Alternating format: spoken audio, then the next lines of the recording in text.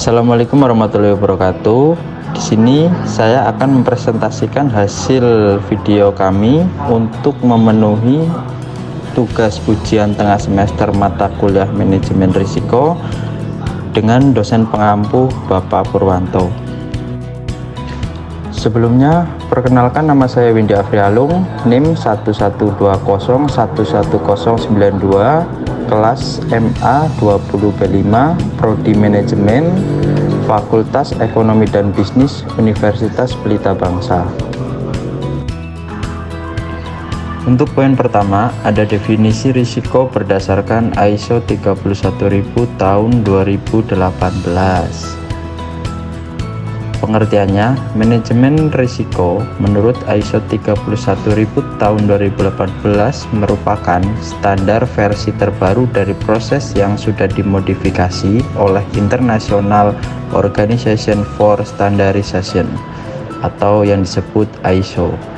Indonesia menggunakan ISO 31000 sebagai standar nasional Indonesia yang sekarang dikenal menjadi SNI ISO 31000. Risiko merupakan keadaan yang tidak pasti dan mempunyai dampak negatif terhadap suatu tujuan yang ingin dicapai. Kebanyakan dari kita lebih sering menangani masalah ketika sudah terjadi dibandingkan dengan memikirkan risiko-risiko yang mungkin akan terjadi. Untuk poin kedua, ada prinsip-prinsip manajemen risiko. Yang pertama, ada terintegrasi. Manajemen risiko merupakan bagian keseluruhan dari semua kegiatan organisasi. Untuk poin kedua, ada terstruktur dan komprehensif. Di antaranya yaitu terstruktur dan komprehensif yang dimaksud dalam manajemen risiko berkontribusi pada hasil yang konsisten dan dapat dibandingkan. Poin ketiga, dapat disesuaikan. Kerangka kerja dan proses manajemen risiko dapat disesuaikan sesuai dengan proporsi konteks eksternal dan internal organisasi terkait dengan tujuannya. Untuk poin yang keempat, ada inklusif. Keterlibatan pemangku kepentingan tepat dan waktunya juga tepat, memungkinkan pengetahuan, pandangan, dan persepsi mereka dipertimbangkan. Untuk selanjutnya ada poin yang kelima, yaitu dinamis. Risiko yang muncul dapat berubah dan menghilang mengikuti konteks eksternal dan internal organisasi yang berubah. Yang keenam, ada informasi terbaik yang tersedia. Seluruh data untuk manajemen risiko didasarkan pada informasi sebelumnya dan saat ini, juga harapan di masa depan. Untuk poin yang ketujuh, ada faktor manusia dan budaya. Perilaku dan budaya manusia sangat mempengaruhi di setiap tingkatan manajemen risiko. Yang kedelapan, ada peningkatan berkelanjutan, yaitu prinsip ini meningkatkan efektivitas kerja dari manajemen risiko.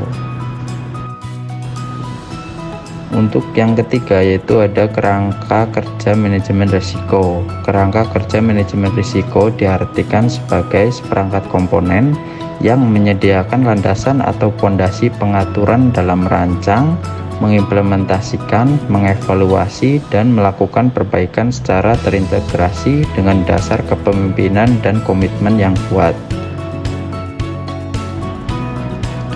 Untuk poin yang terakhir yaitu ada proses manajemen risiko. Proses sistematis penerapan kebijakan, prosedur, dan praktik terkait aktivitas komunikasi dan konsultasi risiko, penetapan cakupan, konteks, dan kriteria risiko, pelaksanaan penilaian risiko atau risk assessment yang terdiri dari identifikasi risiko, analisis risiko, dan evaluasi risiko, perlakuan risiko, risk treatment, pemantauan, dan peninjauan perekaman. Berikut merupakan poin-poin dari proses manajemen risiko, yaitu ada identifikasi risiko, yang artinya mengidentifikasi kemungkinan risiko yang dapat terjadi pada organisasi atau perusahaan.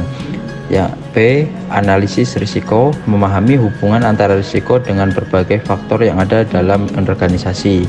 C. Evaluasi risiko, mengukur atau menilai risiko sehingga dapat diberi peringkat untuk mengetahui mana yang diprioritaskan. D. Pengendalian risiko, mencarikan solusi setiap risiko dari para ahli di bidangnya. E. Mitigasi risiko, mengontrol alternatif solusi yang dipilih agar berjalan dengan baik. Demikian presentasi video dari saya untuk memenuhi tugas ujian tengah semester. Atas kekurangannya saya meminta maaf yang sebesar-besarnya. Wabillahi taufiq wal hidayah. Wassalamualaikum warahmatullahi wabarakatuh.